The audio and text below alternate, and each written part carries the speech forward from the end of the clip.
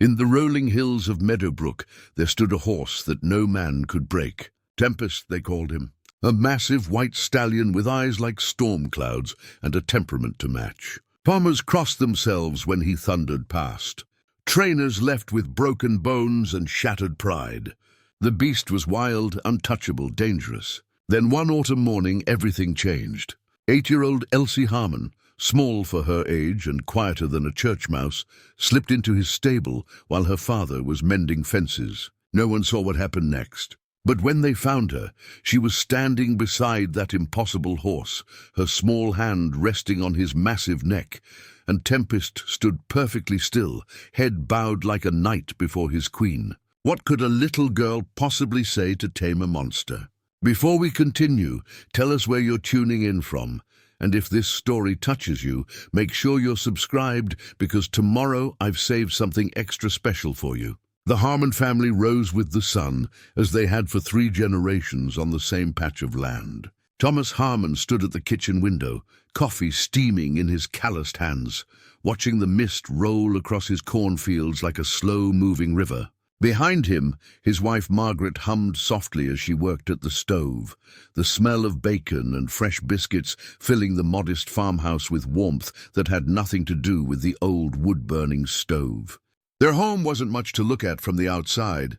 White clapboard siding, weathered by decades of wind and rain, a sagging front porch that Thomas kept meaning to fix, and shutters that had seen better days. But inside, it held everything that mattered. Photographs lined the hallway, 3 generations of Harmons staring out from simple frames. Margaret's sewing occupied one corner of the living room, quilts in various stages of completion draped over a wooden rack. The furniture was old but sturdy, each piece carrying its own history. Elsie appeared in the doorway, still in her nightgown, her dark hair tangled from sleep. At 8 years old, she was small for her age, with eyes that seemed to take in everything while revealing very little. She moved quietly through the world, as if afraid of taking up too much space.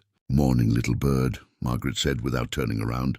She always knew when her daughter entered a room, some 6th sense that mothers seem to possess.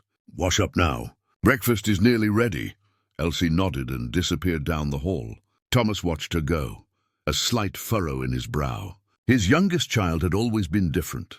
Not in any way he could put his finger on exactly, but different all the same.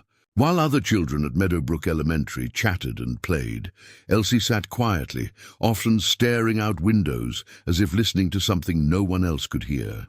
"You're worrying again," Margaret said, setting a plate of biscuits on the table. After 22 years of marriage, she could read her husband's silences as easily as other people read books. "Just thinking," Thomas replied, taking his seat at the head of the worn oak table. "About Elsie." "About Elsie," he confirmed. Margaret sat down across from him, wiping her hands on her apron. The morning light caught the silver strands threading through her brown hair. She was still beautiful, Thomas thought, in the way that mattered. The kind of beauty that came from years of love and labor, of raising children and keeping a home together through good seasons and bad. "She's finding her way," Margaret said softly, "just like her grandmother did." Thomas's mother had been an odd woman. Everyone in Meadowbrook agreed on that. She talked to animals like they were people, spent hours in the barn with injured birds and wounded strays. People had called her eccentric, touched strange. But Thomas remembered her differently. He remembered her kindness, her patience, the way she seemed to understand things that others missed. "I don't want that for Elsie," Thomas said. "Don't want her growing up to be the town peculiar." "She won't be," Margaret assured him. "Times are different now. And besides, there's nothing peculiar about a child who's gentle with creatures." The sound of footsteps on the stairs announced the arrival of their son, Daniel. At 15, he was already taller than his father, with broad shoulders that promised he'd be a big man someday.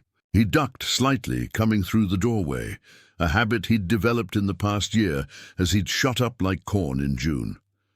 "Morning," he mumbled, his voice still rough with sleep. He slumped into his chair, reaching for the bacon before Margaret gently swatted his hand away. "Grace first," she reminded him. They bowed their heads, Thomas said the words his own father had said every morning of his childhood. Simple words, thanking God for the food, for the land, for family. When he finished, Daniel immediately resumed his assault on breakfast, piling his plate high. Elsie returned, her face scrubbed clean, hair brushed and pulled back with a simple ribbon. She took her seat quietly, accepting the plate her mother prepared for her. "Big day today," Margaret said, trying to draw her daughter into conversation. "Mrs. Patterson said you'd be starting your nature project." Elsie nodded, taking a small bite of biscuit. "What are you studying?" Thomas asked, making an effort. "Birds," Elsie said softly. "How they know when to fly south." Daniel snorted. "That's easy. They get cold and leave." "It's more than that," Elsie said, a rare flash of spirit in her voice. "They navigate by the stars, by the Earth's magnetic field. They know things we don't understand." Thomas and Margaret exchanged a glance. There it was again, that quality in their daughter that set her apart. Not just what she said, but how she said it, as if she'd spent time thinking deeply about things that most 8-year-olds never considered. After breakfast, Thomas headed out to check the fences along the eastern property line. Elsie followed him, as she often did on Saturday mornings, carrying a small bucket for collecting eggs from the henhouse. The autumn air was crisp, carrying the scent of dry leaves and distant wood smoke. They walked in comfortable silence, father and daughter, through land that had been in the Harmon family since 1923. Thomas's grandfather had bought it with money saved from working the railroad, turned it from scrubland into productive farmland through sheer determination and back-breaking work. Every fence post, every field, every stone in the old barn wall held a story. "Papa?" Elsie said suddenly, pointing toward the far hills. "What's that place?" Thomas followed her gaze to where the Blackwood estate sprawled across the highest ground in the county. The main house was barely visible from here, just a glimpse of white columns through the trees. But the fencing was clear enough, pristine white boards that must have cost a fortune. "That's the Blackwood place," Thomas said, his tone neutral, but not quite warm. "The fellow moved here about 2 years back, made his money in the city, decided he wanted to play gentleman farmer. Does he have animals?" "Horses," Thomas said. "Show horses, I hear. Not working animals like we keep. These are the kind rich folks collect like paintings." Elsie was quiet for a moment, watching the distant property. "I've heard him at night," she said softly. "One of the horses. He screams sometimes." Thomas stopped walking, looked down at his daughter. "You've heard a horse screaming from all the way over there?" Elsie nodded. "When the wind is right." "He sounds scared." Thomas felt that familiar unease again, the same feeling he got when Elsie said things that shouldn't be possible for a child her age to know. But he kept his voice steady. "Probably just playing. Horses can be loud when they're excited." "No," Elsie said with quiet certainty. "He's scared." They reached the henhouse, and Elsie slipped inside to gather eggs. Thomas stood outside, looking back toward the Blackwood estate. He'd heard the stories, of course. Everyone in Meadowbrook had. The rich man who'd bought a horse nobody could ride, a massive white stallion that had put 3 trainers in the hospital. Fool's pride, most people said. A city man who didn't understand that some creatures couldn't be bought or controlled.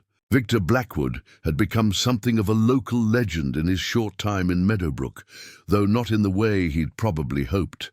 People talked about his fancy car, his expensive horses, the way he'd shown up at the church once and never returned. He kept to himself mostly, which was fine with the old farming families who'd been working this land for generations. They didn't need outsiders coming in, throwing money around, acting like they owned the place just because they had the deed. Elsie emerged from the henhouse with 6 brown eggs carefully arranged in her bucket. She moved with such care, Thomas noticed, as if the eggs were made of glass instead of shell. That was Elsie all over. Gentle with everything, careful not to cause harm. "Can we walk that way?" Elsie asked, nodding toward the property line she'd been watching. "Not today, little bird," Thomas said. "We've got work to do here." But he saw the way she looked back over her shoulder as they walked home, drawn to something she couldn't quite name. And he felt the first stirrings of worry that would grow into something larger in the weeks to come. Victor Blackwood stood at the window of his study, a glass of expensive scotch in his hand, watching the sun set over land he owned but didn't really understand. The estate had cost him a fortune. 70 acres of prime countryside, a house that belonged in a magazine, stables that would be the envy of any horseman. But 2 years in, he still felt like an outsider. He'd grown up in Boston, the son of a legendary horse breeder. His father, Richard Blackwood, had been a name that meant something in equestrian circles. People spoke of him with reverence.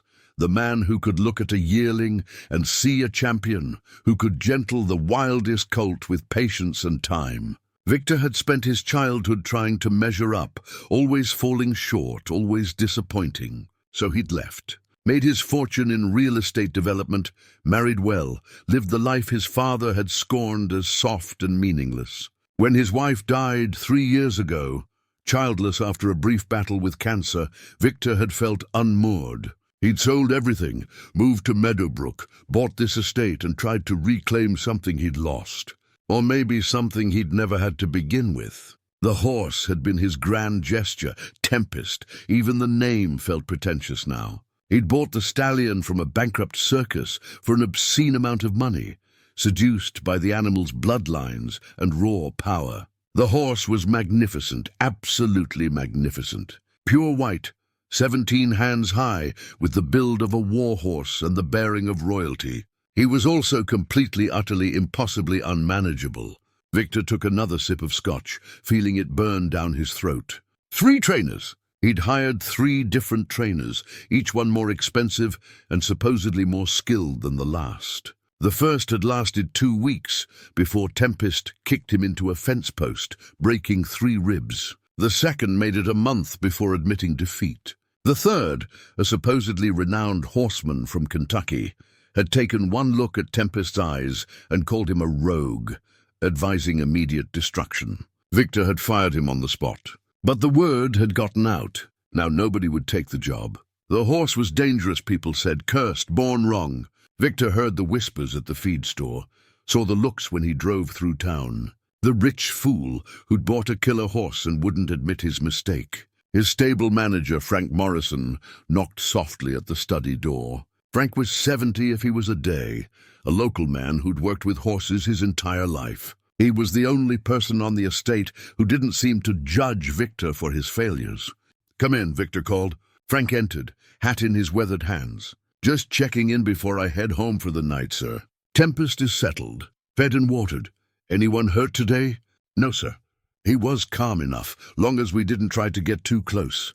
Victor turned from the window. "Frank, tell me honestly, have you ever seen a horse like him?" The old man was quiet for a moment, choosing his words carefully. "I've seen mean horses, sir. Horses that were broke wrong, treated bad, turned vicious. But Tempest, he's different. He's not mean. He's terrified." "Terrified," Victor repeated. "A horse that size, that powerful, terrified." "Yes, sir. Something happened to him before you bought him. Something that broke his trust in people. And once that's broken in a horse," Frank shook his head, "it's a rare thing to fix, but not impossible." "Not impossible," Frank agreed.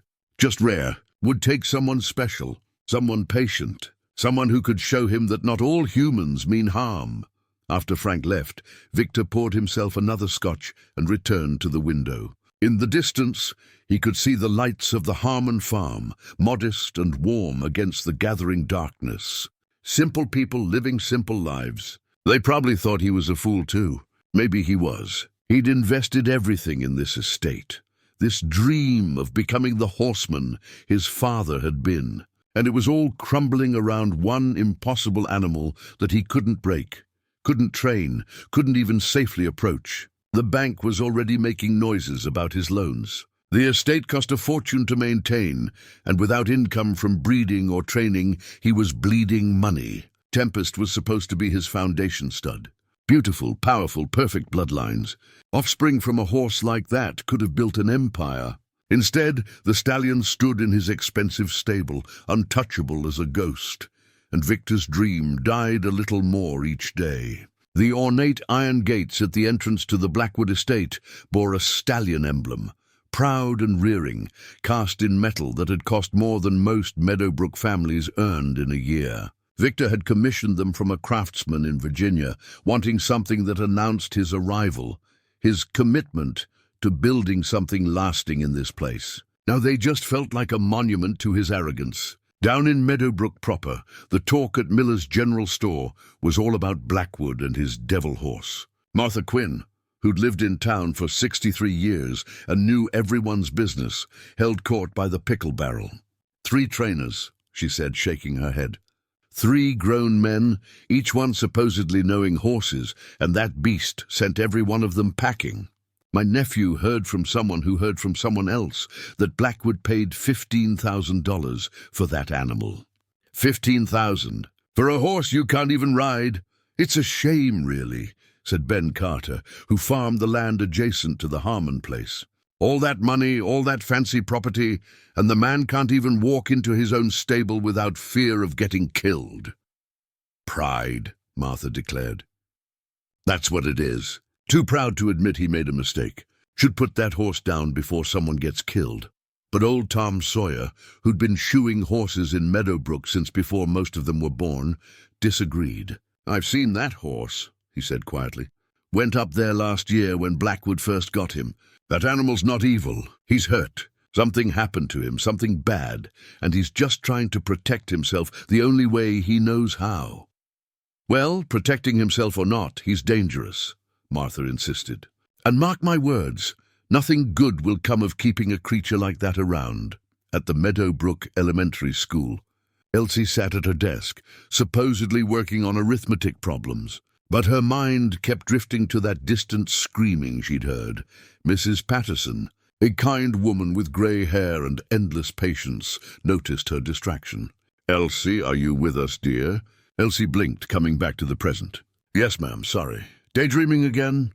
"Just thinking about my nature project." Mrs. Patterson smiled. "Well, save those thoughts for later.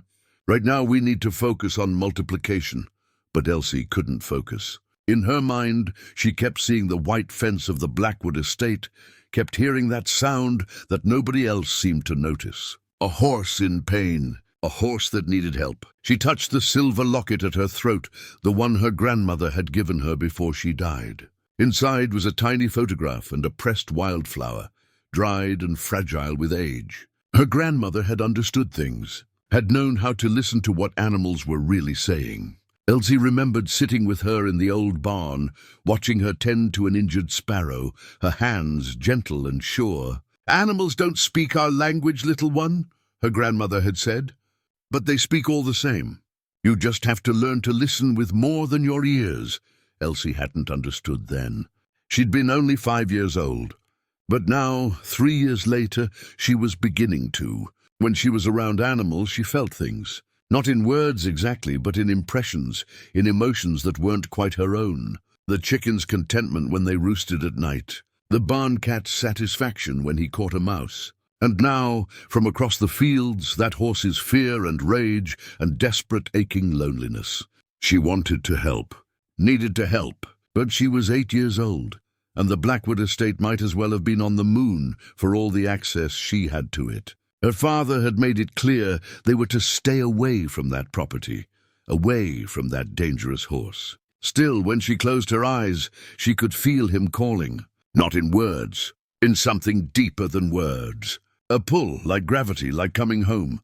The first Saturday of October arrived, with the kind of morning that made people remember why they loved the countryside. The air was cool and clean, carrying the scent of apples from the orchard down the road. Leaves were just beginning to turn, splashes of red and gold among the green. It was harvest season, that busy time when every hand was needed, every hour counted. Elsie woke early, as she always did, and dressed quietly in the dim light of her small bedroom. She could hear her father already moving around downstairs, the familiar sounds of him making coffee, the creak of the floorboards under his weight. She touched her grandmother's locket, a habit now, feeling the cool silver against her fingertips. Breakfast was quick. Thomas needed to help the neighbors with their corn harvest, a tradition of mutual aid that kept small farms like theirs viable. Daniel was already gone, off to work at the hardware store in town, where he'd been putting in hours to save for college. Margaret was preparing food to take to the harvest crew. Her kitchen, a flurry of activity. "Elsie, I need you to handle your chores extra careful this morning," Margaret said, wrapping sandwiches in wax paper. "Collect the eggs, feed the chickens, make sure the barn cat has water." "Can you do that?" "Yes, Mama, and stay close to the house. I'll be over at the Henderson place most of the day, but I'll check on you at lunch." Thomas appeared in the doorway, work gloves already on. "You'll be all right here, little bird?" Elsie nodded. She was used to time alone. In some ways she preferred it. The house was quieter, without everyone moving around, and she could think without the constant pull of conversation. After her parents left, Elsie went about her chores with her usual care. The chickens clucked and fussed as she scattered their feed, their simple contentment washing over her like warm water. She collected 8 eggs, each one carefully placed in her basket. The barn cat, a massive orange tom named Chester, wound around her ankles, purring like a small motor. But as she worked, she kept feeling that pull, stronger today than it had been before. A sensation like someone calling her name from far away, except it wasn't her name, and it wasn't really calling. It was need, pure desperate need. The sky was darkening to the west. Storm clouds building, turning the horizon gray and threatening. The wind picked up, carrying with it that sound she'd heard before. Screaming. A horse screaming, not in pain exactly, but in fear and rage and something that felt like grief. Elsie stood in the yard, her empty egg basket in hand, and felt the pull become unbearable. She knew she wasn't supposed to leave the property, knew her father had made it clear that the Blackwood estate was off limits. But the need was so strong, so overwhelming, that her feet were moving before her mind had fully decided. She set the basket on the porch and started walking. The path across the fields was familiar from her walks with her father.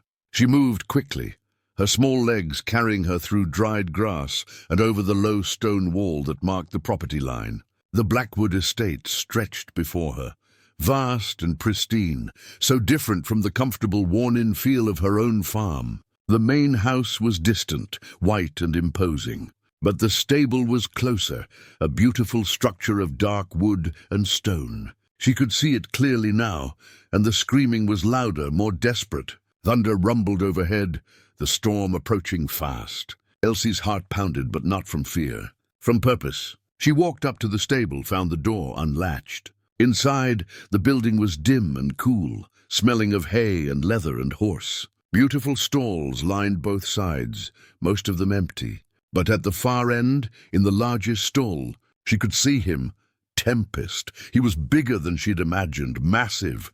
His white coat gleamed even in the dim light, and his eyes were wild, rolling, showing white around the edges. He paced in his stall, hooves striking the ground with enough force to make the whole building shudder. His ears were pinned back, his muscles bunched and ready. When he saw her, he reared up, front hooves pawing the air, and screamed again. The sound was deafening in the enclosed space, primal and terrifying. Elsie stood perfectly still. She wasn't afraid. She should have been. Any rational person would have been. But standing there looking at this magnificent, terrified creature, all she felt was sadness. Deep, profound sadness for what had been done to him, for the fear that drove him, for the loneliness that surrounded him like a wall. She took a step forward, then another. Tempest slammed his hooves against the stall door, the wood groaning under the impact. But Elsie kept walking, her eyes never leaving his. "It's all right," she said softly. "I'm not going to hurt you." The horse pawed the ground, his breath coming in great snorting gasps. But something in his eyes changed, just slightly. The wildness didn't leave, but beneath it she could see something else. Recognition, maybe, or curiosity. Elsie stopped about 10 feet from the stall, close enough to see every detail of him. The scars on his shoulders, faded but visible. The way his ears flickered, trying to decide if she was a threat. The trembling in his powerful legs, held in check by sheer will. She thought of her grandmother, of the injured sparrow, of the lesson about listening with more than ears. She closed her eyes for just a moment, reached out not with her hands, but with something deeper, with intention, with understanding, and she felt it. His fear, yes, but also his anger at being caged. His memory of pain, of harsh hands and harsher words. His loneliness kept away from his own kind, isolated in this beautiful prison. And underneath it all, a desperate longing to be understood, to be seen as more than a dangerous beast. When she opened her eyes, tears were sliding down her cheeks. She reached into her pocket, found the small apple she'd taken from the kitchen that morning. She hadn't known why she'd grabbed it. Now she did. "I see you," she whispered. "I see what they did to you. I see how scared you are."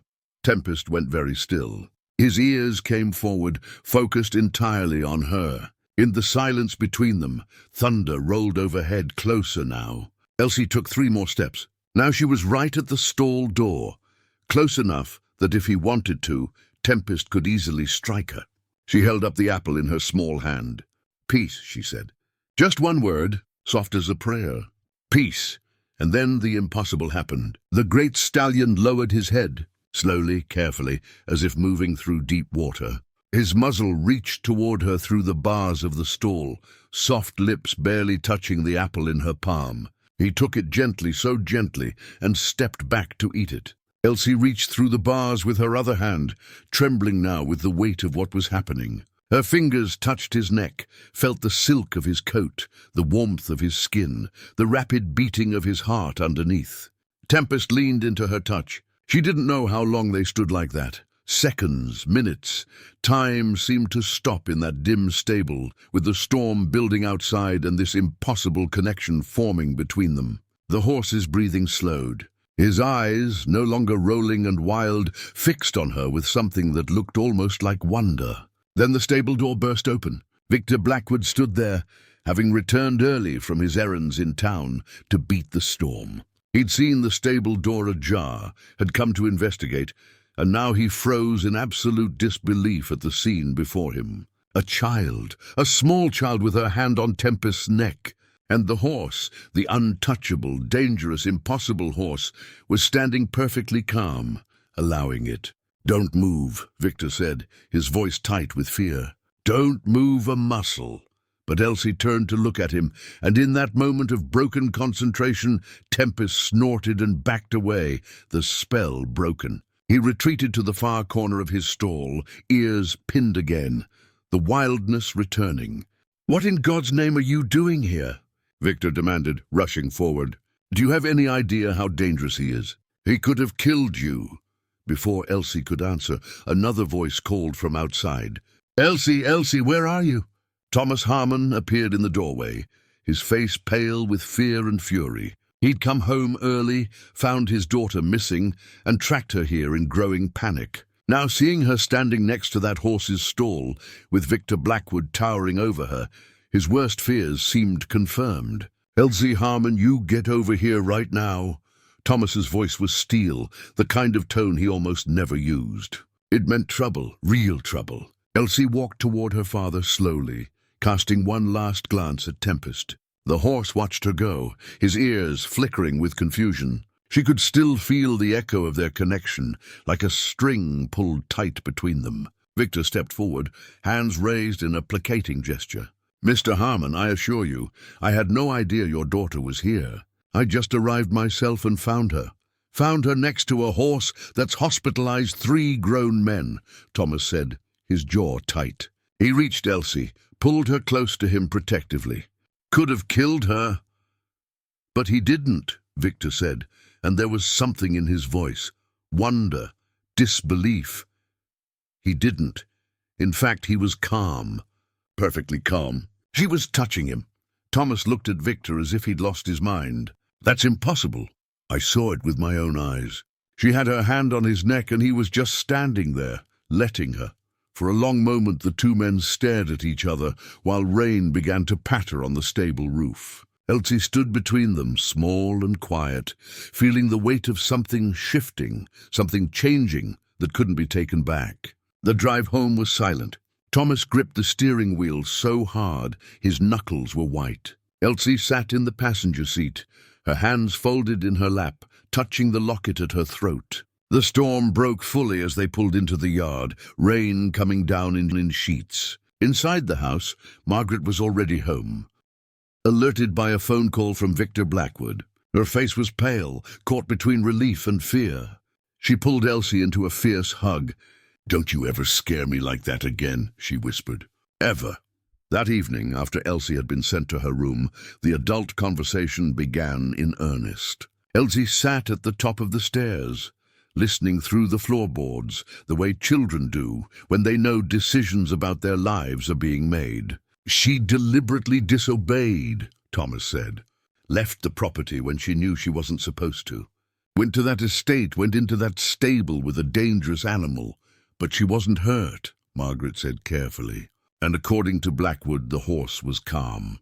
This time. What about next time? What if that animal had kicked her, bit her?" "Thomas," Margaret's voice was gentle but firm. "Did you see her face when we were talking to her? She wasn't being defiant. She was cold." "Cold," Thomas repeated, skepticism heavy in the word. "Like your mother used to be, with the injured animals, the strays. You remember?" There was a long silence. Elsie held her breath, waiting. "I remember," Thomas finally said. "I remember how people talked about her, how they looked at her. I don't want that for Elsie." "What if it's not about what we want?" Margaret asked. "What if this is who she is?" Footsteps on the porch announced Daniel's return from work. He came in shaking rain from his jacket, took one look at his parents' faces, and asked what happened. They told him. His reaction was immediate and predictable. "Are you kidding me? She could have been killed. That horse is crazy." "He wasn't crazy with her," Margaret said. "Mom, come on. You can't seriously be considering letting her near that animal again." "I'm not considering anything," Margaret said. "I'm just saying we need to think about this carefully. Victor Blackwood called back while you were getting Elsie. He wants to talk to us tomorrow. He has a proposal." Thomas shook his head. "I don't care what his proposal is. The answer is no." But Elsie, listening from the stairs, heard the hesitation in her father's voice, heard the way he didn't quite close the door completely. And she knew, with a certainty she couldn't explain, that this wasn't over. In her room, she lay in bed listening to the rain, thinking about Tempest alone in his stable. She could still feel him somehow, still sense his confusion, his loneliness. He'd tasted something today, just for a moment, connection, understanding, and now it had been taken away again. She pressed her palm against the window glass, looking out toward the distant estate she couldn't see in the darkness. "I'll come back," she whispered. "I promise." Outside, thunder rolled across the valley, and somewhere in the night a white stallion called out, not in fear this time, in longing. Sunday morning arrived with clearer skies. The Harmon family attended services at Meadowbrook Community Church, as they did every Sunday. Reverend Michaels preached about faith and trust, but Elsie barely heard the words. Her mind was miles away, in a stable with a white horse. After church, as families gathered on the lawn exchanging pleasantries, Victor Blackwood's car pulled into the gravel lot. It caused a stir. He hadn't been to church since his first week in town, and his sudden appearance sent whispers through the congregation like wind through wheat. He approached the Harmons directly, hat in hand. "Mr. Harmon, Mrs. Harmon, might I have a word?" Thomas's face was carefully neutral. "I suppose." They moved away from the crowd, though Elsie noticed plenty of curious eyes following them. Martha Quinn was practically leaning sideways, trying to hear. "I'll get straight to the point," Victor said. "What I saw yesterday shouldn't have been possible. That horse has injured 3 professional trainers. He's considered dangerous, unmanageable. Yet your daughter walked up to him like he was a pet pony, and he let her touch him. She was lucky," Thomas said flatly. "And it won't happen again." "What if it wasn't luck?" Victor pressed. "What if she has some kind of gift with animals? My stable manager, Frank, he's worked with horses for 50 years. He said he's never seen anything like it." Margaret spoke carefully. "What exactly are you proposing, Mr. Blackwood?" "I'd like to pay Elsie to work with Tempest. Supervised, of course. Daylight hours only. I'd compensate your family generously for her time. My daughter is not for hire," Thomas said, his voice hardening. "I'm not trying to hire her. I'm trying to save a horse's life." Victor's facade cracked slightly, showing genuine emotion underneath. "I have 30 days before the bank forecloses on my property. That horse represents my last chance to salvage anything from this disaster." If he can be trained even partially, he has value. If he can't, I'll have to have him destroyed, Elsie gasped. Margaret's hand found her daughter's shoulder. Destroyed? Margaret asked. I can't sell him as he is. Too dangerous. Can't give him away for the same reason. And I can't afford to keep feeding an animal I can't use. Victor looked directly at Elsie. But if you could help him, even a little, if you could show that he can be calm, can be handled, there might be hope. Thomas looked at his wife, saw something in her face, then looked down at Elsie, saw the plea in his daughter's eyes. One session, he finally said. This coming Saturday, supervised. I'll be there the entire time. If it goes well, we'll consider more. If it doesn't, that's the end of it. Victor's relief was visible. Thank you. Saturday at 10 o'clock? 10 o'clock, Thomas agreed. As they drove home, Daniel spoke from the back seat. Dad, are you sure about this? No, Thomas admitted. I'm not sure about anything.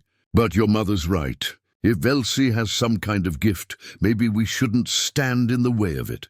Elsie looked out the window, watching the countryside roll past. In her pocket, she carried the sketch journal her teacher had given her for the nature project. That afternoon, she sat at the kitchen table and began to draw. Not birds as she'd planned, but a horse. A great white stallion with eyes that held both fear and hope. Margaret watched her daughter draw, seeing the careful attention to detail, the way Elsie captured not just the horse's appearance, but something deeper. His spirit, his pain, his possibility. You really think you can help him? Margaret asked softly. Elsie looked up, and in her eyes was a certainty that seemed too old for 8 years. I have to try, Mama. He's so alone. Margaret pulled her daughter close, kissed the top of her head, and said a silent prayer that Thomas had made the right decision. The week crawled by like molasses in winter. Elsie found it nearly impossible to concentrate at school. Mrs. Patterson called on her twice during reading and got no response, lost as she was in thoughts of Saturday. At home, she filled page after page of her sketch journal with drawings of Tempest, each one capturing a different angle, a different expression, as if she was trying to memorize him through paper and pencil. Thursday evening, Margaret sat down beside her at the kitchen table. Tell me what you're feeling when you're near him, she said quietly. Elsie looked up from her drawing, surprised by the question. Most adults didn't ask about feelings. They asked about facts, about what happened, about what she did or didn't do. It's like she paused, searching for words. It's like hearing someone speak a language I didn't know I understood. He doesn't use words, but I know what he's trying to say. And what is he trying to say? That he's scared. That people hurt him before, hurt him bad. That he doesn't know how to trust anymore, but he wants to. He's so tired of being angry all the time. Margaret was quiet for a moment, her hand resting on her daughter's shoulder. Your grandmother used to say something similar about the animals she helped. Mama, did people think Grandma was strange? The question hung in the air between them. Margaret chose her words carefully. Some people didn't understand her. But the people who mattered, the people who really knew her, they saw how special she was. How kind. Do you think I'm strange? I think you're extraordinary, Margaret said firmly. And I think that sometimes extraordinary people have to be brave enough to be different. Saturday morning finally arrived. Elsie woke before dawn, too excited and nervous to sleep. She dressed carefully in her oldest jeans and a flannel shirt, practical clothes for working with a horse. She braided her hair tightly, the way her mother had taught her, so it wouldn't get in the way, and she made sure her grandmother's locket was secure around her neck. At breakfast, even Daniel seemed caught up in the tension of the day. You nervous? He asked his sister. A little. Just be careful, okay? I know I give you a hard time, but you're still my little sister. The words, coming from her usually distant brother, touched something in Elsie. She nodded, unable to speak past the lump in her throat. The drive to the Blackwood estate felt both too long and too short. Thomas was quiet behind the wheel, his jaw set in that way that meant he was working through his own worries. When they pulled up to the stable, they found a small gathering waiting. Victor Blackwood was there, of course, dressed in expensive riding clothes that had probably never seen real work. Frank Morrison stood beside him, the old stable manager's weathered face neutral but interested. And to Elsie's surprise, There was another man she didn't recognize, older, with kind eyes behind wire-rimmed glasses. "This is Dr. Samuel Winters," Victor introduced. "He's the veterinarian who's been monitoring Tempest's health. I asked him to be present today, just as a precaution." Thomas shook the doctor's hand. "Appreciate that. I've also," Victor hesitated, "invited a few interested neighbors. They're waiting by the fence. I hope that's all right. Word got around and people are curious." Thomas looked toward the fence line and saw at least a dozen people gathered there, far enough away not to interfere, but close enough to watch. He recognized Ben Carter, Martha Quinn, even Reverend Michaels. "This isn't a show," Thomas said sharply. "I know," Victor assured him, "but if this works, people need to see it, need to understand that what your daughter can do is real." Elsie looked at all the watching eyes and felt her stomach knot with nervousness. This was different from that first time, when it had just been her and Tempest and the quiet of the stable. Now there was pressure, expectation, an audience waiting to see if the impossible could happen twice. Frank stepped forward, speaking directly to Elsie in his slow, thoughtful way. "Don't you worry about them folks, little miss. You just focus on the horse. He's in his paddock today instead of his stall. Thought the open air might do him good." They walked around the stable to the paddock behind it, and there was Tempest, pacing along the fence line, his white coat brilliant in the morning sun. He was even more magnificent in daylight, even more powerful. When he saw the group of humans approaching, his ears pinned back, and he trotted to the far corner, snorting his displeasure. "Take your time," Frank said. "No rushing this." Elsie approached the paddock fence slowly. Thomas stood close beside her, protective. Elsie could feel his worry radiating off him like heat. She touched his hand gently. "Papa, I need you to step back a little," she said softly. "He can feel your fear, and it's making him more nervous." Thomas looked like he wanted to argue, but something in his daughter's calm certainty made him nod. He moved back several feet, though his entire body remained tense, ready to leap forward if needed. Elsie turned her full attention to Tempest. He was watching her now, ears flickering with uncertainty. She could feel his confusion. He'd remembered her from before, remembered that brief moment of peace. But now there were all these other humans, their tension and expectation filling the air like smoke. She began to hum, the same melody her grandmother had sung to her years ago, a simple tune without words. She didn't look directly at Tempest, but rather let her gaze soften, becoming less threatening. She'd learned this from watching the barn cat approach nervous chickens. Direct eye contact was a challenge. Soft attention was an invitation. Tempest stopped pacing. His ears came forward, focused on the sound. Elsie opened the paddock gate slowly, no sudden movements. Several people gasped from the fence line, but she didn't look at them, didn't acknowledge them at all. Her entire world narrowed to just her and this frightened horse. She stepped inside, leaving the gate open behind her. Freedom. She was giving him freedom. He could run if he wanted, could charge if he wanted. The choice was his. For a long moment, nothing happened. Tempest stood in his corner, muscles trembling, weighing his options. Then, slowly, he took one step toward her, then another. Elsie reached into her pocket and pulled out an apple. She'd brought 3 this time, just in case. She held it in her open palm, arm extended but not reaching toward him, letting him come to her. "Peace," she whispered. That word again, not a command, an offering. Tempest walked across the paddock, each step measured and careful. When he reached her, he lowered his great head and took the apple from her palm with the same gentleness he'd shown before. Then he stood there, chewing thoughtfully, and allowed her to rest her hand on his neck. The watching crowd was absolutely silent. Even Thomas had stopped breathing. Elsie moved her hand slowly along Tempest's neck, feeling the powerful muscles underneath, the warmth of his life. She found a spot behind his ear and scratched gently. Tempest leaned into the touch, and something that sounded almost like a sigh escaped him. "Can you walk with me?" she asked him, her voice barely audible. She took a step. Tempest followed. Another step. He stayed with her, his head level with her shoulder. They walked like that, girl and horse, around the entire paddock. When they reached the fence where the observers stood, Tempest tensed slightly, but Elsie's steady presence kept him calm. She led him back to the center of the paddock, and there she did something that made Dr. Winters gasp. She sat down on the ground. Tempest looked down at her, confused. She patted the earth beside her. "Come on," she said. "You can rest too."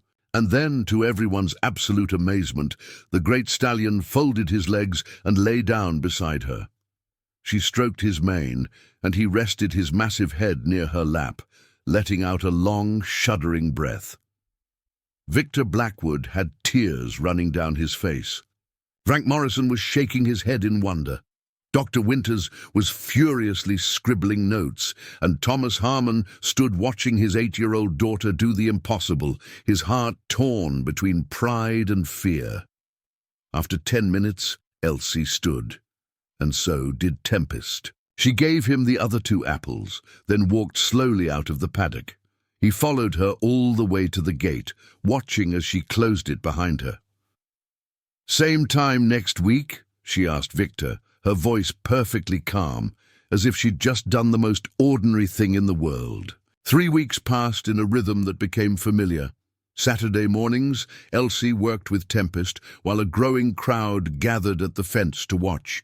Each session built on the last, first touching, then brushing his coat with a soft brush Frank provided, then walking beside him in the paddock without even a lead rope.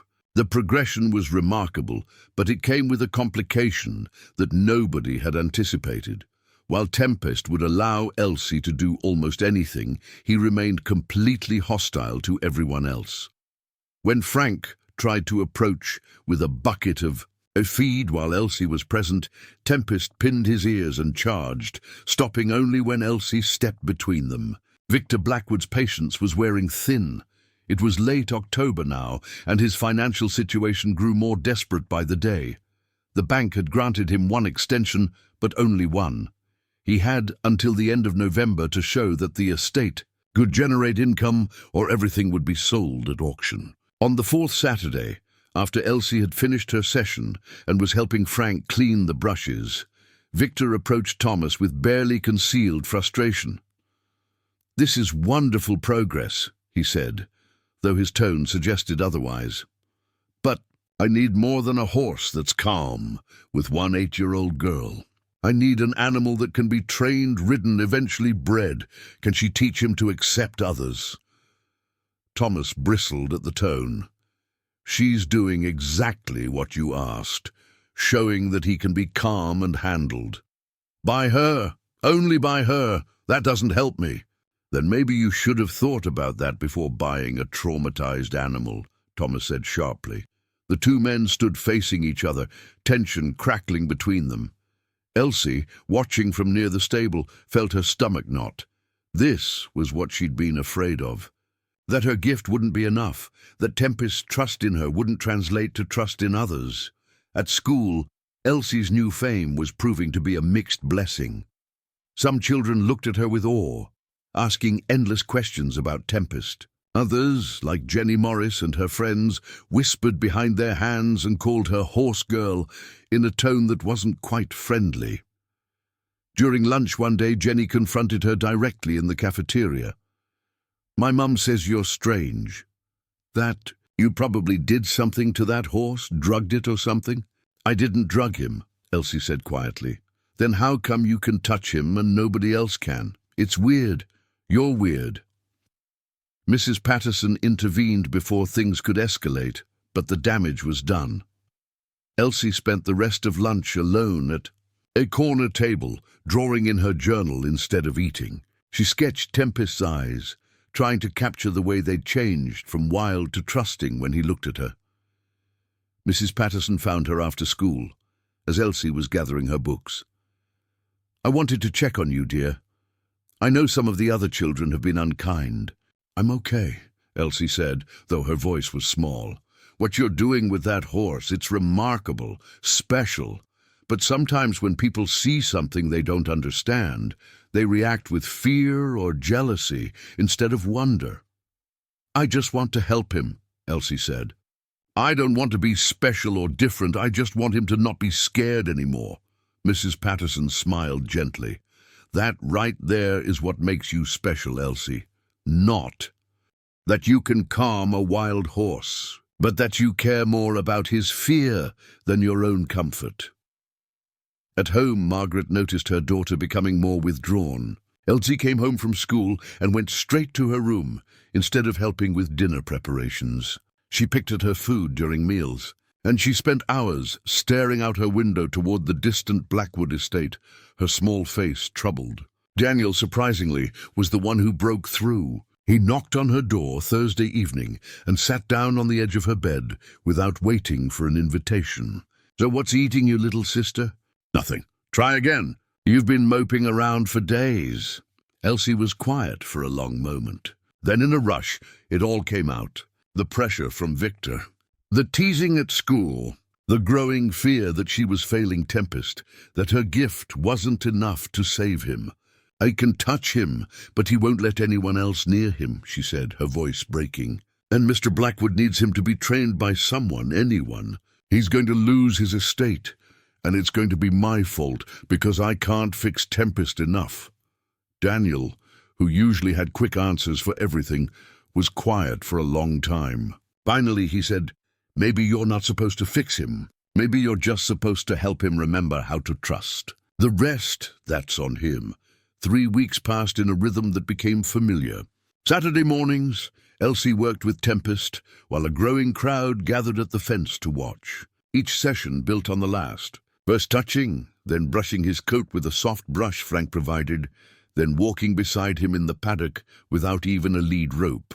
The progression was remarkable, but it came with a complication that nobody had anticipated. While Tempest would allow Elsie to do almost anything, he remained completely hostile to everyone else. When Frank tried to approach with a bucket of feed while Elsie was present, Tempest pinned his ears and charged, stopping only when Elsie stepped between them. Victor Blackwood's patience was wearing thin. It was late October now, and his financial situation grew more desperate by the day. The bank had granted him one extension, but only one. He had until the end of November to show that the estate could generate income, or everything would be sold at auction. On the fourth Saturday, after Elsie had finished her session and was helping Frank clean the brushes, Victor approached Thomas with barely concealed frustration. "This is wonderful progress," he said, though his tone suggested otherwise. "But I need more than a horse that's calm with one 8-year-old girl. I need an animal that can be trained, ridden, eventually bred. Can she teach him to accept others?" Thomas bristled at the tone. "She's doing exactly what you asked. Showing that he can be calm and handled. By her. Only by her. That doesn't help me. Then maybe you should have thought about that before buying a traumatized animal," Thomas said sharply. The two men stood facing each other, tension crackling between them. Elsie, watching from near the stable, felt her stomach knot. This was what she'd been afraid of. That her gift wouldn't be enough. That Tempest's trust in her wouldn't translate to trust in others. At school, Elsie's new fame was proving to be a mixed blessing. Some children looked at her with awe, asking endless questions about Tempest. Others, like Jenny Morris and her friends, whispered behind their hands and called her horse girl, in a tone that wasn't quite friendly. During lunch one day, Jenny confronted her directly in the cafeteria. "My mom says you're strange. That you probably did something to that horse, drugged it or something." "I didn't drug him," Elsie said quietly. "Then how come you can touch him and nobody else can?" "It's weird." "You're weird." Mrs. Patterson intervened before things could escalate, but the damage was done. Elsie spent the rest of lunch alone at a corner table, drawing in her journal instead of eating. She sketched Tempest's eyes, trying to capture the way they'd changed from wild to trusting when he looked at her. Mrs. Patterson found her after school, as Elsie was gathering her books. "I wanted to check on you, dear. I know some of the other children have been unkind. I'm okay, Elsie said, though her voice was small. What you're doing with that horse, it's remarkable, special. But sometimes when people see something they don't understand, they react with fear or jealousy instead of wonder. I just want to help him, Elsie said. I don't want to be special or different. I just want him to not be scared anymore. Mrs. Patterson smiled gently. That right there is what makes you special, Elsie, not that you can calm a wild horse, but that you care more about his fear than your own comfort. At home, Margaret noticed her daughter becoming more withdrawn. Elsie came home from school and went straight to her room, instead of helping with dinner preparations. She picked at her food during meals, and she spent hours staring out her window toward the distant Blackwood estate, her small face troubled. Daniel, surprisingly, was the one who broke through. He knocked on her door Thursday evening and sat down on the edge of her bed without waiting for an invitation. "So, what's eating you, little sister?" "Nothing. Try again." "You've been moping around for days."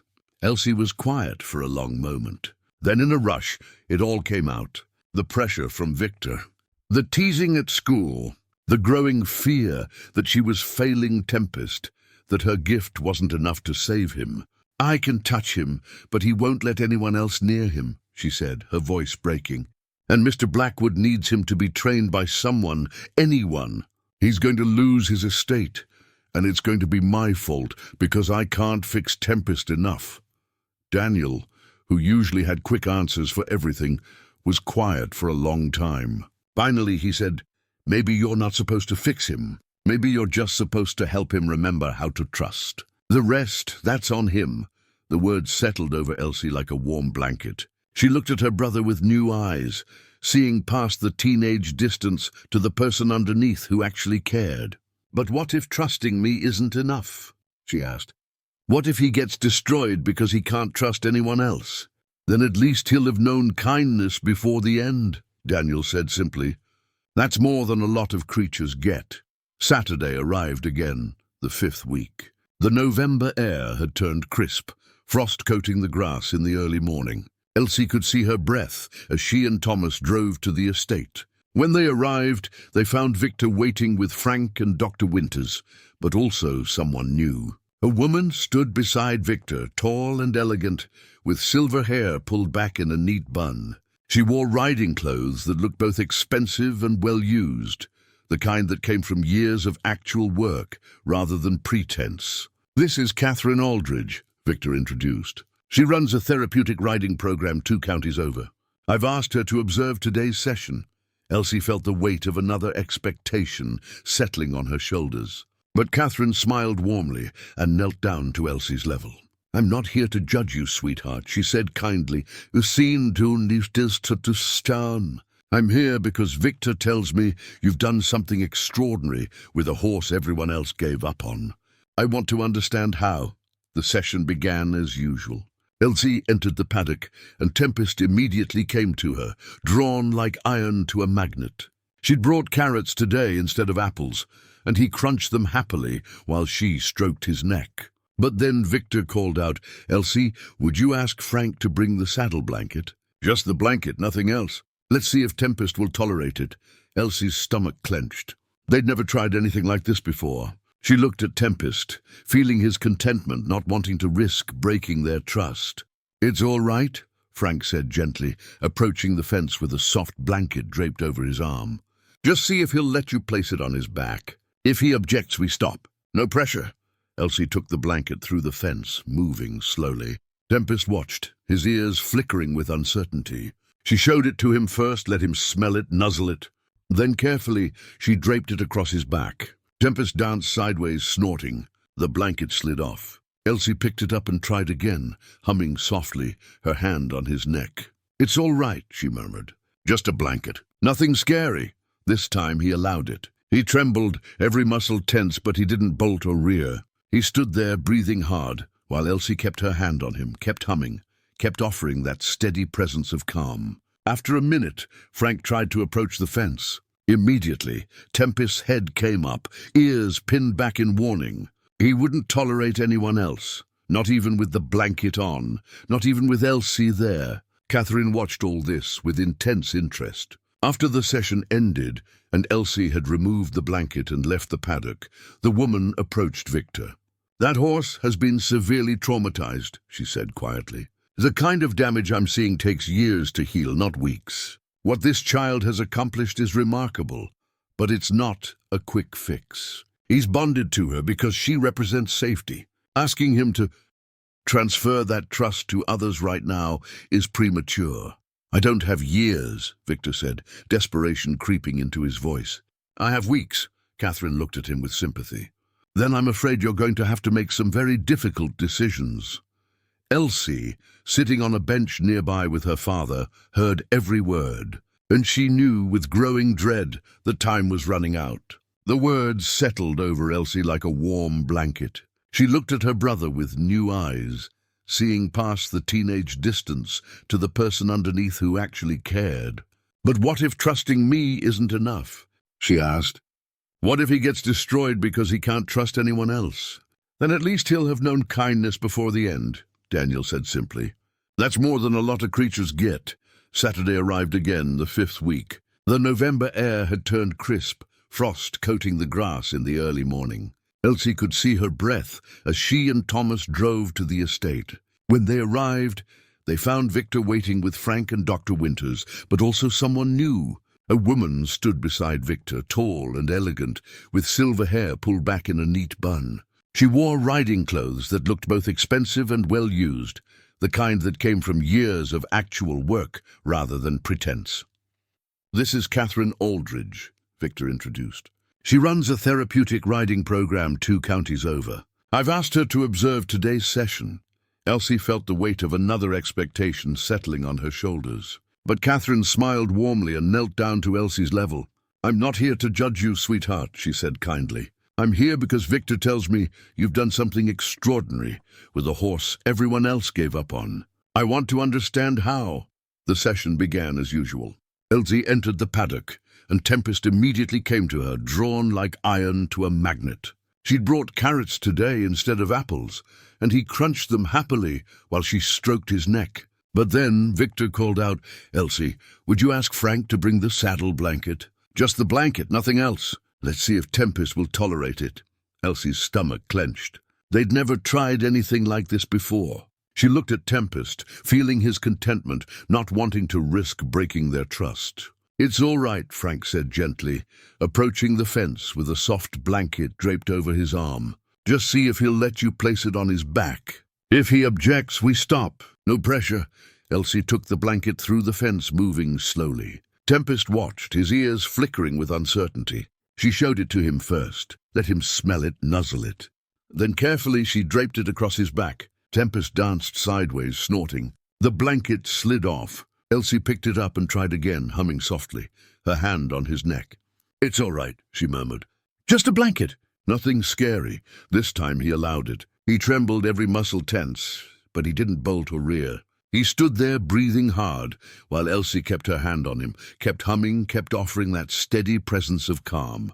After a minute, Frank tried to approach the fence. Immediately, Tempest's head came up, ears pinned back in warning.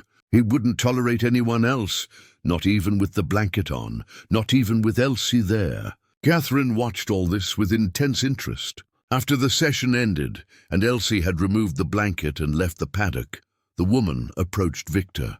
"That horse has been severely traumatized," she said quietly. "The kind of damage I'm seeing takes years to heal, not weeks. What this child has accomplished is remarkable, but it's not a quick fix. He's bonded to her because she represents safety. Asking him to transfer that trust to others right now is premature. I don't have years," Victor said, desperation creeping into his voice. "I have weeks." Catherine looked at him with sympathy. "Then I'm afraid you're going to have to make some very difficult decisions." Elsie, sitting on a bench nearby with her father, heard every word, and she knew with growing dread that time was running out. 2 weeks passed without visits. Thomas made the decision, after overhearing Victor's conversation with Catherine. He told Elsie it was for the best, that she'd done all she could, that getting more attached would only make the inevitable harder. Elsie didn't argue. She simply grew quieter, more distant. She stopped drawing in her journal, Stop talking at dinner." Margaret watched her daughter fade like a flower without sunlight and felt her heart break a little more each day. At the Blackwood estate, Tempest's condition deteriorated rapidly. Without Elsie's visits, he returned to his former state. Worse, actually, because now he knew what he was missing. He refused to eat more than a few bites. He paced his stall endlessly, calling out with that heartbreaking scream that carried across the valley. Frank reported to Victor each morning with growing concern. "He's losing weight, sir. Won't settle. It's like he's grieving." Victor stood at his study window, the same position he'd occupied so many nights, and felt the weight of his failures crushing him. The bank had sent final notice. He had until the end of November, just 10 days away now, to pay what he owed or lose everything. And even if he could pay, what then? A horse that was slowly dying of loneliness was worth nothing to anyone. Dr. Winters came by on a Wednesday afternoon, his face grave. "Victor, I need to be frank with you. That horse is in decline. If this continues, we're looking at serious health consequences. Colic, potentially fatal stress-related complications. The kindest thing might be to end his suffering. You're telling me to put him down. I'm telling you that sometimes mercy looks different than we'd like it to." After the doctor left, Victor sat alone in his study with a bottle of scotch and a loaded pistol on his desk. Not for himself, though the thought had crossed his mind in darker moments. For Tempest. He'd made the appointment with Dr. Winters for Saturday morning. It would be quick, painless. The horse would simply go to sleep and not wake up. It was the right decision, the merciful decision. So why did it feel like the worst thing he'd ever done? Thursday evening, Margaret finally confronted Thomas at the dinner table after Elsie had gone to bed. Daniel was still at work, so they had the kitchen to themselves. "You have to let her go back," Margaret said without preamble. "It's over, Margaret. Blackwood's going to have that horse put down. Better she's not there to see it." "She already knows," Margaret said. "Somehow she knows. She can feel it. And it's killing her." Thomas set down his fork, his face troubled. "What am I supposed to do? Let her get more attached? Watch her heart break when that animal dies?" "Her heart is already breaking," Margaret said fiercely. "But at least if she can say goodbye, she'll know she did everything she could. Right now, she thinks she failed him, that she abandoned him when he needed her most. She's 8 years old. She's extraordinary. And we can't protect her from pain by making her live with regret." Thomas was quiet for a long time. Then he pushed back from the table and went upstairs. He found Elsie sitting by her window in the dark, staring out toward the distant estate. "Little bird," he said softly, "we need to talk." She turned to look at him, and in the moonlight he could see tear tracks on her cheeks. "I heard Mama and you talking," she said. "I know what's going to happen. I know they're going to kill him." Thomas sat down on the edge of her bed. "I'm sorry. I thought I was protecting you by keeping you away. But your Mama's right. You deserve a chance to say goodbye. Can we go tomorrow?" Elsie asked, her voice small but urgent. "Please, before Saturday." Thomas wanted to say no, wanted to spare his daughter this pain. But looking at her face, seeing the desperate need there, he found himself nodding. "Tomorrow after school. I'll call Blackwood in the morning. Let him know we're coming." Elsie threw her arms around her father's neck, holding him tight. "Thank you, Papa." After he left, she returned to the window. She touched her grandmother's locket, feeling the cool metal against her palm. And she made a promise to herself and to Tempest, wherever he was out there in the dark. "I'm coming," she whispered.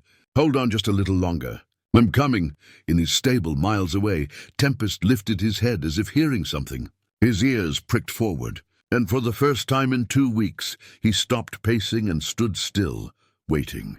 Friday arrived grey and cold, the kind of day that felt like the year was dying. Elsie could barely concentrate at school. Mrs. Patterson noticed but didn't press, just gave her a gentle smile that said she understood some burdens were too heavy to share. When Thomas picked her up after the final bell, Margaret was already in the truck. She'd closed her sewing shop early, unwilling to let Elsie face this moment without both parents. They drove in silence, each lost in their own thoughts. The Blackwood estate looked different somehow, sadder, Or maybe that was just Elsie's perception, her own grief coloring everything grey. Victor was waiting at the stable, and the look on his face told her he knew why they'd come. "I'm glad you're here," he said quietly. "He's been calling for you." As if on cue, Tempest's scream echoed from inside the stable. But this time it wasn't rage or fear. It was longing, pure aching longing. Elsie walked into the stable alone. Her parents stayed outside with Victor, giving her this moment of privacy. Tempest was in his stall, and when he saw her, his entire demeanor changed. The tension left his body. His ears came forward, and he made a sound she'd never heard him make before, a soft nickering that sounded almost like relief. "I'm sorry," she whispered, approaching his stall. "I'm so sorry I stayed away. Papa thought it was best, but it wasn't. I should have fought harder to come back." Tempest pushed his nose through the bars, and she pressed her forehead against his. She could feel everything he felt. The loneliness of the past 2 weeks, the confusion, the slow acceptance that he'd been abandoned again, like he'd been abandoned before. And now, the desperate hope that maybe things would be different. But they wouldn't be different. She knew that. Tomorrow he would die, and there was nothing she could do to stop it. Unless... The thought came to her suddenly, fully formed. She opened the stall door and stepped inside. Tempest moved close to her, his massive body trembling. She wrapped her arms around his neck as far as they would go and held on tight. "What if," she whispered, "what if I could show them? Show them that you're not dangerous? That you could let others touch you if you chose to?" She felt his resistance immediately. The fear of other humans was bone deep, carved into him by whatever had happened in that circus, in the years before Victor bought him. "I know," she said. "I know they hurt you. But not everyone will. Frank, the old man who feeds you, he's kind. He's patient. He's never tried to force you to do anything you didn't want to do." She pulled back, looked into Tempest's dark eyes. "I need you to try. For me, for us. Because tomorrow they're going to take you away from me forever, and I can't. I can't let that happen without fighting." Tempest lowered his head, resting it on her shoulder, and in that gesture she felt his answer. Not yes, not no, but something more like, "I'll try if you're with me." Elsie walked out of the stable to find her parents and Victor in quiet conversation. When they saw her face, they stopped talking. "I need Frank," she said. "And I need everyone else to leave. Just Frank and me and Tempest, please." Victor started to object, but Margaret touched his arm. "Let her try," she said. "What do you have to lose?" "The horse could kill Frank," Victor said bluntly. "Frank's been around horses his whole life," Thomas said. "If he's willing, I say we let him make that choice." Frank, who'd been working nearby and overheard the conversation, stepped forward. "I'm willing, little miss, if you think there's a chance." "There's a chance," Elsie said, though her voice trembled with uncertainty. "But only if everyone else goes away. Your fear makes him afraid," so they left. Thomas and Margaret drove down to wait by the main road. Victor retreated to his house, and in the stable, an 8-year-old girl and a 70-year-old man prepared to do something that everyone else had deemed impossible. That night Elsie couldn't sleep. The session with Frank had gone better than expected. Tempest had allowed the old man to stand near Elsie, even to touch his flank briefly, while Elsie kept her hand on his neck. But it wasn't enough, not nearly enough to convince Victor that Tempest could be safely handled by others. She lay in bed, staring at the ceiling, her grandmother's locket cool against her throat. She'd worn it every day since her grandmother died, but she'd never really examined it closely. Now, restless and desperate, she unclasped it and held it up to the moonlight streaming through her window. The locket was heavier than it should be.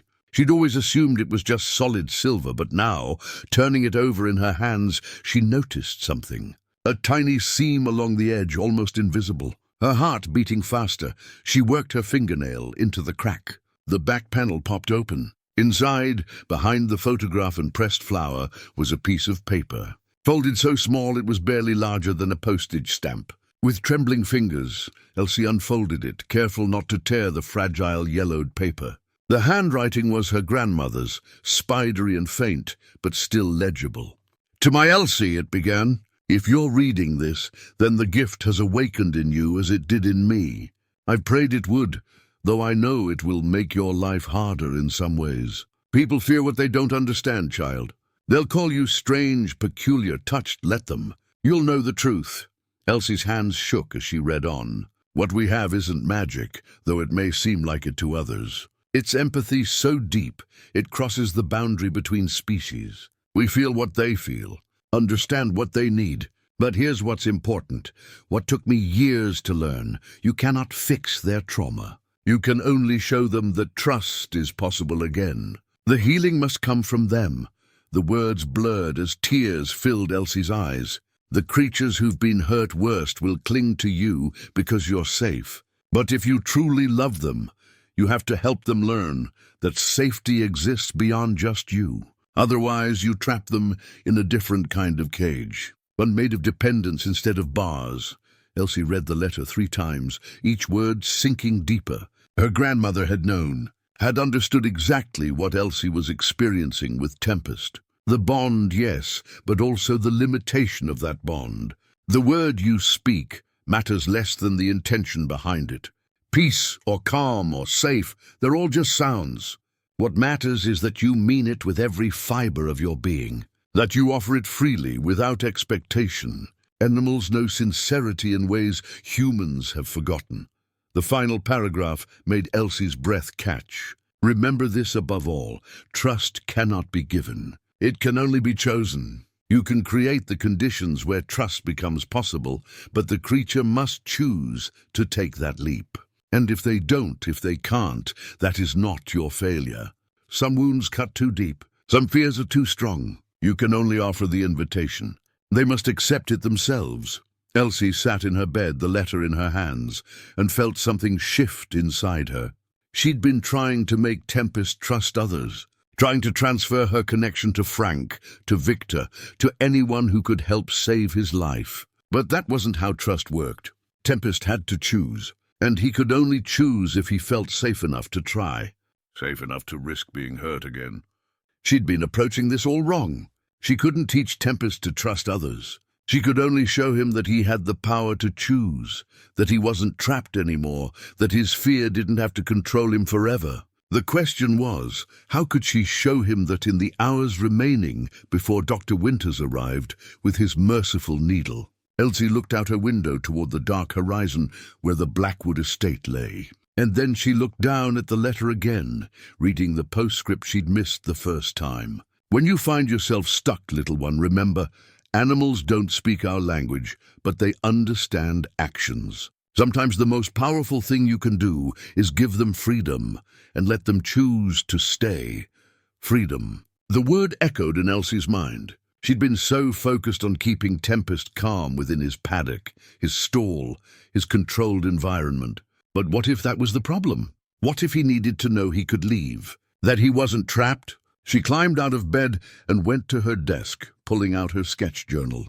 She began to draw not Tempest this time, but a plan. Morning came too quickly.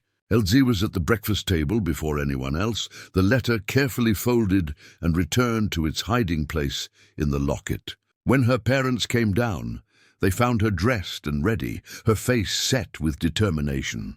"I need to go to the estate early," she said, "before Dr. Winters arrives." Thomas exchanged a glance with Margaret.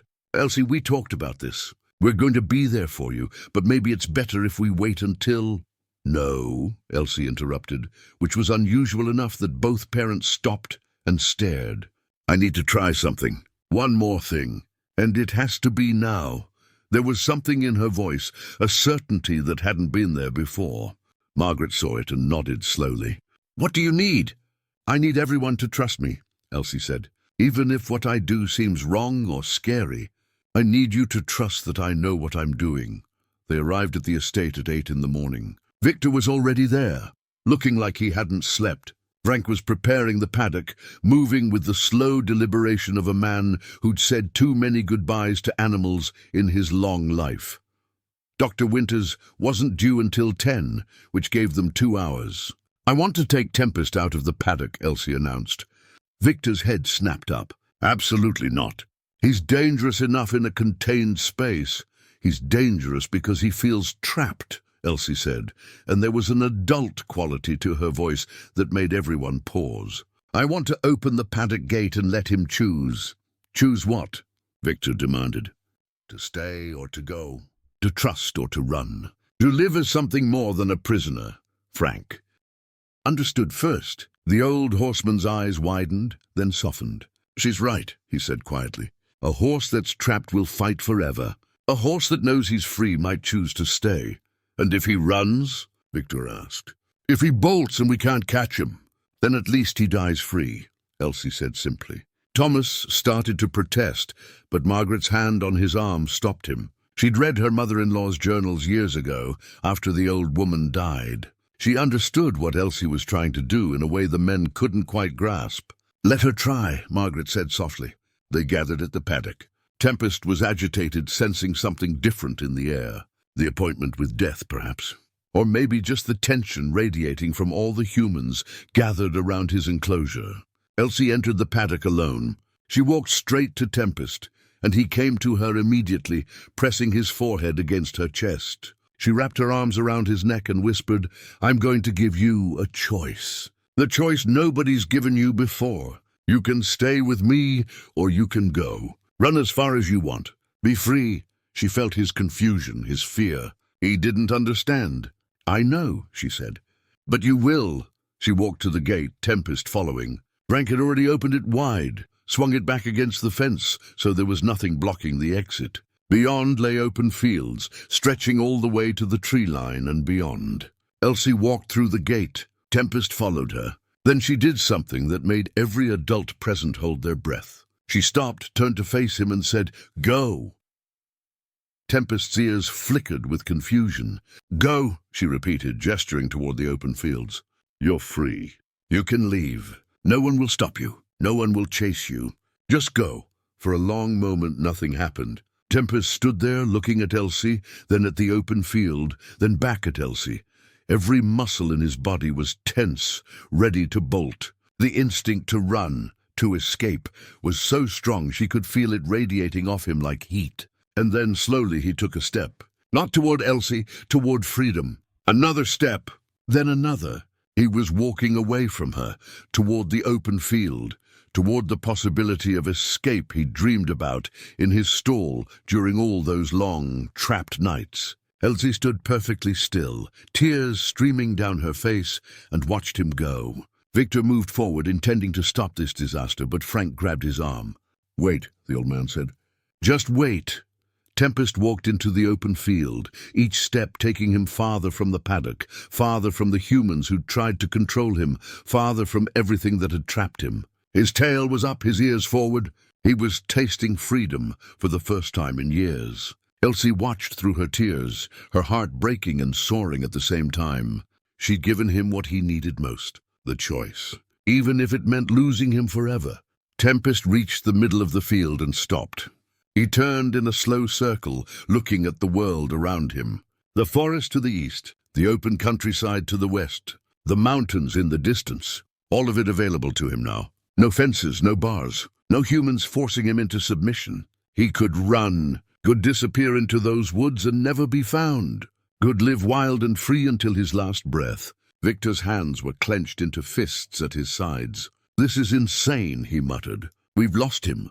But Frank was smiling, tears in his old eyes. No, he said.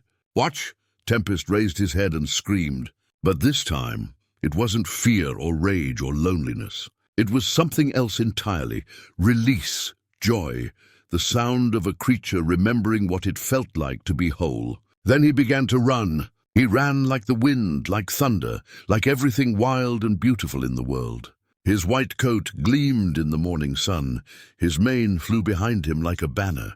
He ran in great sweeping circles around the field, celebrating his freedom with every stride. Elsie stood rooted to the spot, watching him.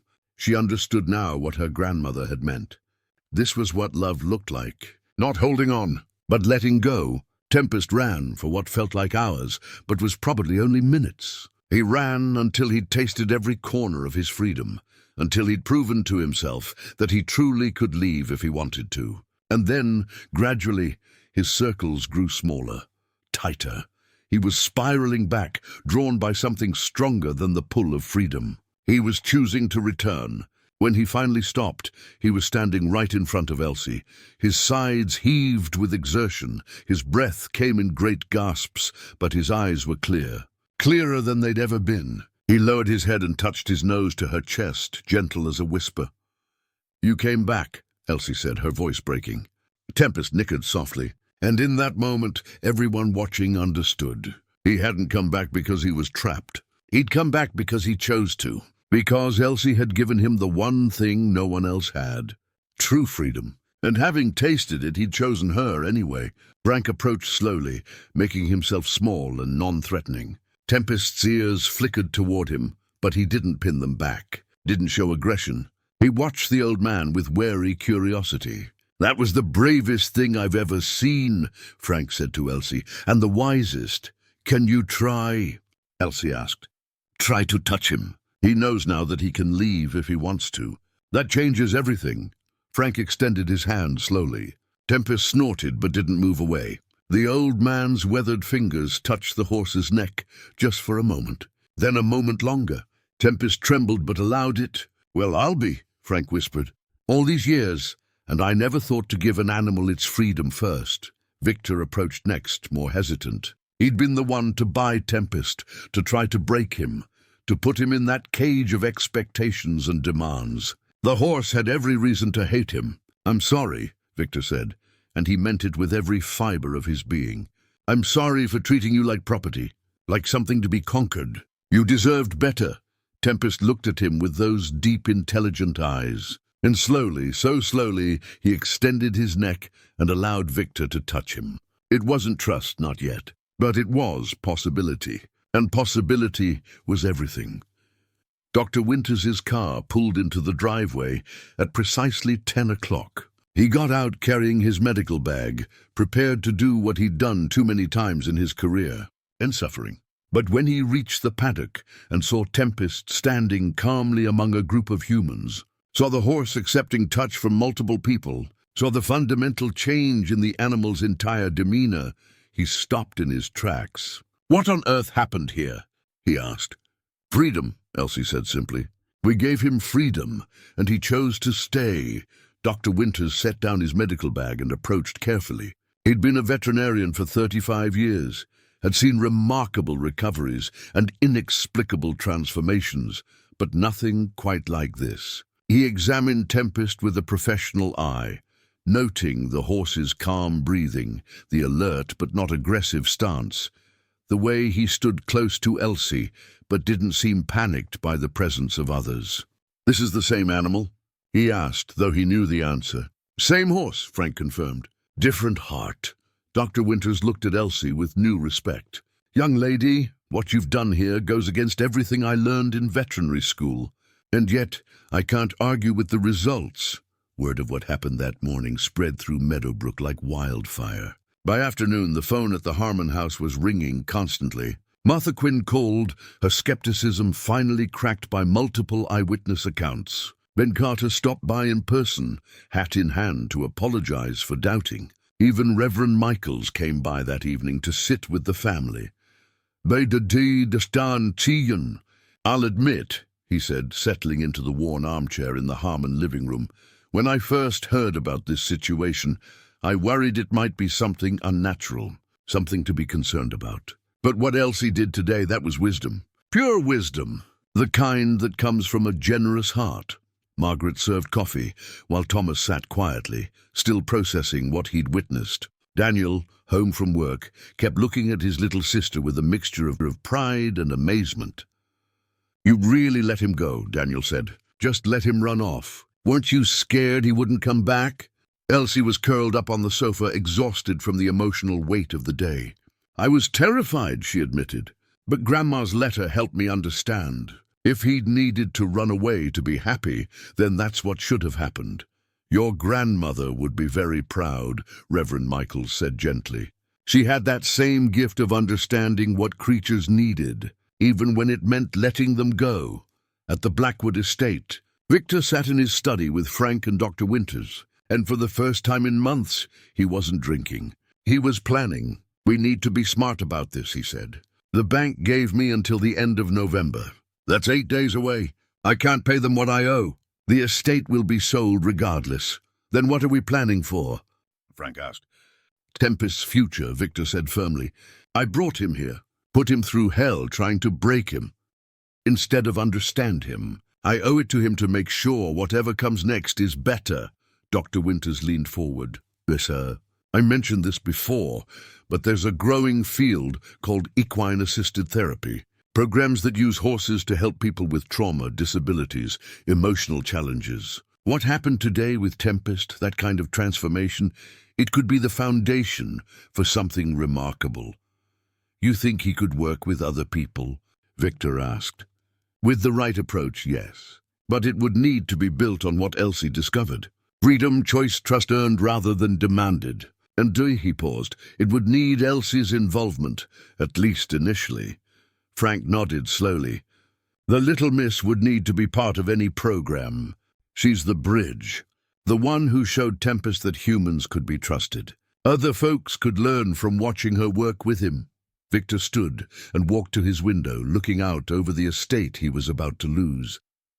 What if we proposed it to the bank? A therapy program. It could generate income, pay off the debt over time. You'd need backing, Dr. Winters said. Grants, sponsors. It would take time to build. Time I don't have. Maybe, Frank said thoughtfully, maybe you don't do it alone. The idea took root over the weekend. Frank reached out to his contacts in the horse community. Dr. Winters contacted colleagues at the State Agricultural College who'd expressed interest in studying Elsie's methods. Reverend Michaels, who sat on the board of several community organizations, began making calls. By Monday morning, a plan had formed. The Meadowbrook Community Hall was booked for Wednesday evening. An emergency town meeting to present a proposal that would need the whole community's support. At school, Elsie found herself treated differently. The teasing had stopped. Jenny Morris actually approached her at lunch with something close to respect in her eyes. My mom told me what you did, Jenny said awkwardly. With the horse. That was really brave. Elsie didn't know what to say to that, so she just nodded. Mrs. Patterson pulled her aside after class. I hear there's going to be a town meeting Wednesday night, about some kind of program involving you and Tempest. I don't know much about it, Elsie admitted. Mr. Blackwood and Dr. Winters are planning something. Well, whatever it is, you should know that you've done something special. You've shown this whole town that patience and understanding can accomplish what force never could. That's a lesson adults need as much as children. Wednesday evening arrived cold and clear. The community hall filled with nearly every family in Meadowbrook. The Harmons sat in the front row, Elsie between her parents, holding tight to her mother's hand. Victor stood at the podium, more nervous than he'd ever been in any business meeting in his former life. Behind him on a large screen Frank had rigged up, photographs played in a loop. Tempest before, wild-eyed and dangerous. Tempest now, standing calmly beside Elsie. The contrast was stark and undeniable. Victor cleared his throat and began. Most of you know me as the outsider who came here with more money than sense. You're not wrong.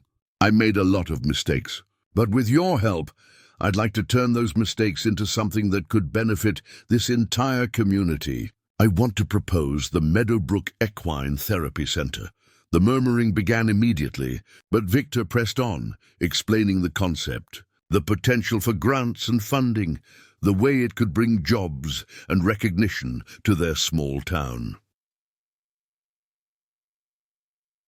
And at the heart of it all, he concluded, would be the lesson one 8-year-old girl taught us all. That healing begins with understanding, not control. The room erupted in conversation. Some voices were supportive, others skeptical. Martha Quinn stood up, her voice cutting through the noise. Now hold on. This all sounds wonderful in theory, but what happens to this program when that little girl grows up? When she goes off to college and has her own life? You're building everything on the shoulders of a child. It was a fair point, and one that made Margaret's hand tighten around Elsie's. But Dr. Winters stood to respond. That's exactly why we need to document what Elsie does. Study it, understand it. She's not using magic. She's using empathy, patience, and observation. Those are skills that can be taught, refined, shared with others. Yes, she has a natural gift, but gifts can be learned from. Professor Helen Chen from the State Agricultural College stood next. She'd driven 3 hours to be at this meeting after Dr. Winters contacted her. "I've spent 20 years studying animal behavior," she said. "What I saw in the videos Dr. Winters sent me shouldn't be possible according to traditional training methods. But it happened, and if we can understand why, if we can break down the components of what made it work, we could revolutionize how we approach animal therapy and rehabilitation." Thomas raised his hand, and Victor nodded for him to speak. "My daughter's not a laboratory experiment," he said firmly, "and she's not going to be exploited for anyone's research or profit." "Agreed," Victor said immediately, "which is why any program would need strict protections. Elsie's involvement would be limited to weekends. Her education remains the priority. She would never be forced to work with any animal she didn't want to work with. And her family would have full veto power over any aspect of the program." Margaret stood, still holding Elsie's hand. "I appreciate those assurances, but I think we're missing something important here. This isn't really about whether we create a therapy program. It's about whether we, as a community, support a child who's different, who sees the world in ways we don't fully understand." The room went quiet. Margaret's voice was soft, but carried to every corner. "My mother-in-law was different too.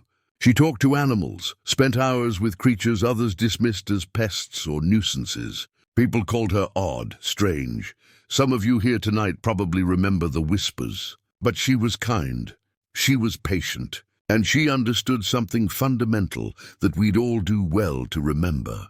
That every living thing deserves compassion." Tears were streaming down Elsie's face now. She hadn't known that her grandmother faced the same judgment, the same whispers. "So yes," Margaret continued, "I'm protective of my daughter, but I also believe that if she has a gift, it shouldn't be hidden away, because we're afraid of what others might think. The question isn't whether we exploit Elsie, it's whether we support her. Give her a safe place to explore this gift. Help her use it to do good in the world." The room was silent for a long moment. Then Frank Morrison stood, his weathered face serious. "I've worked with horses for 50 years, he said.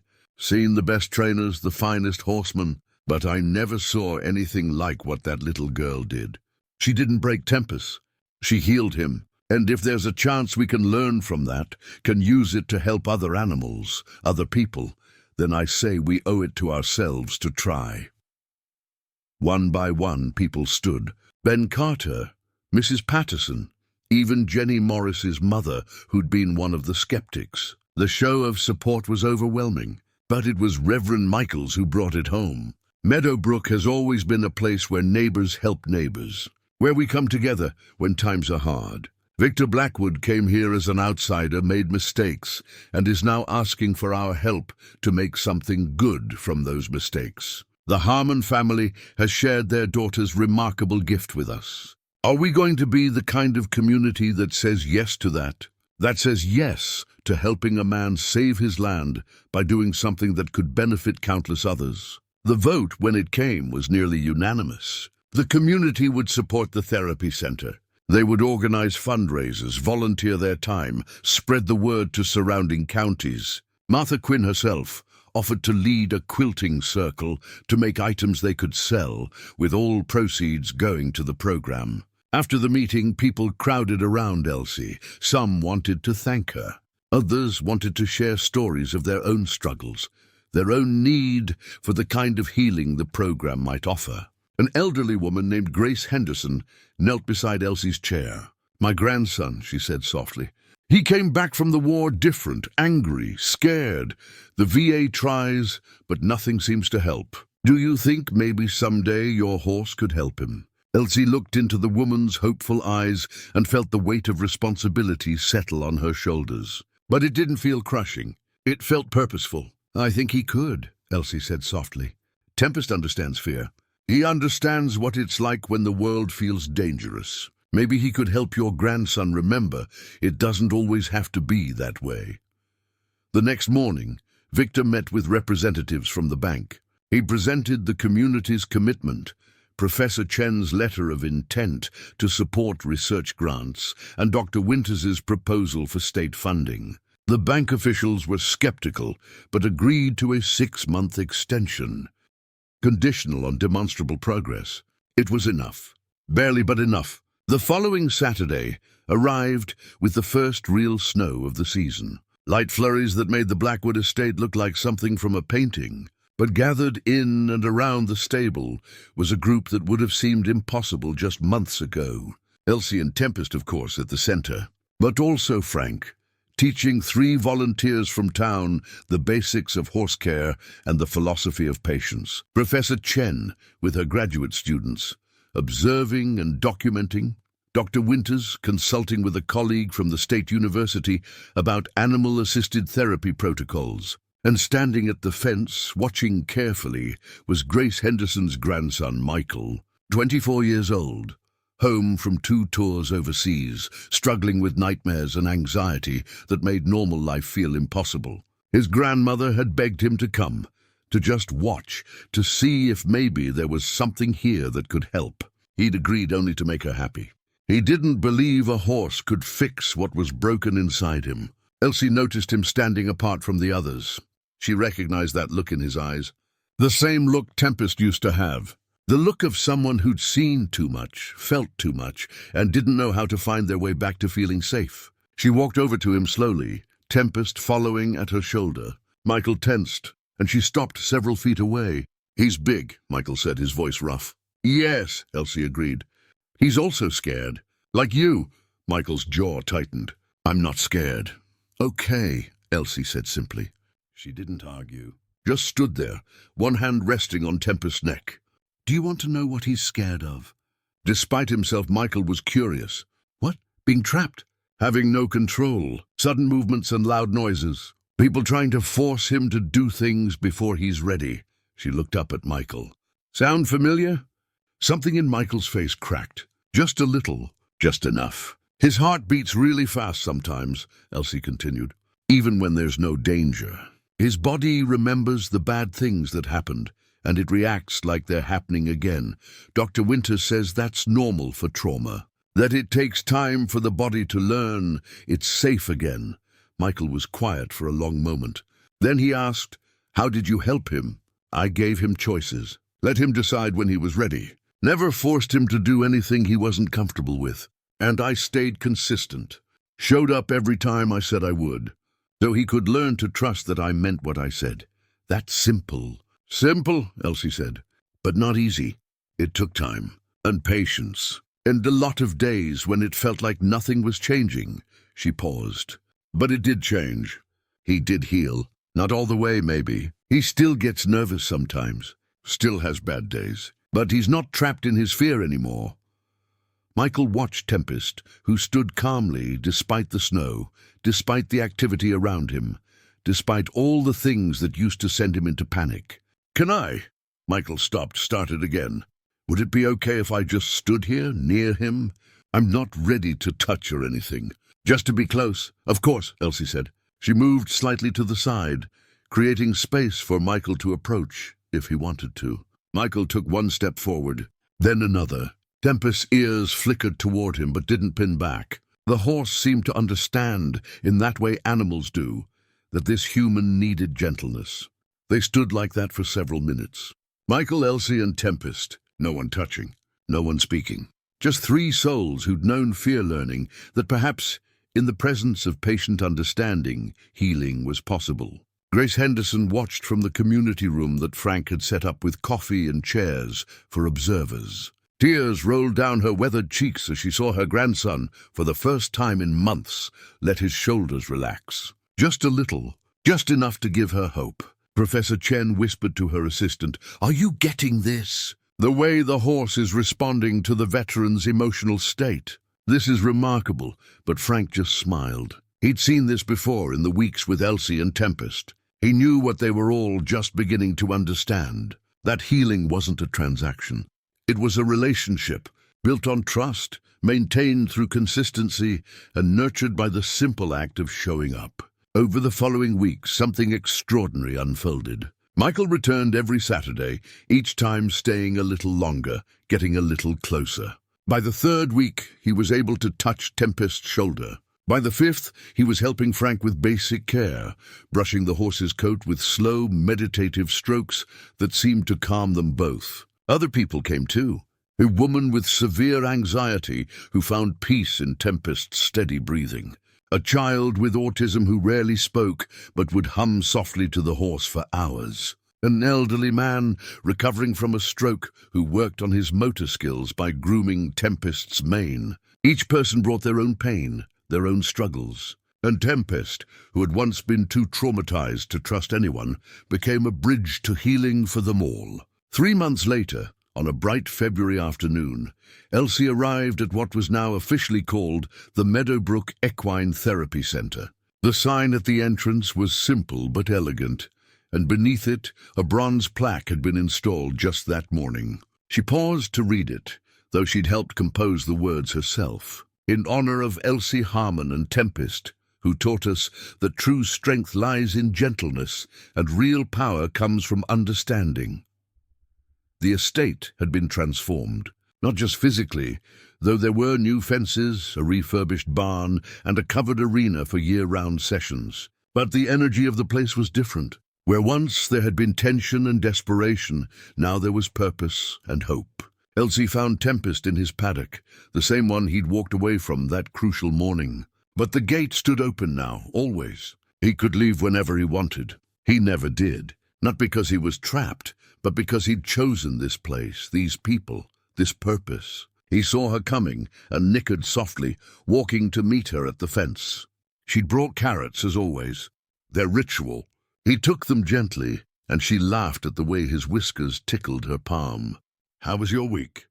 she asked him, as if he might answer in words. In a way, he did.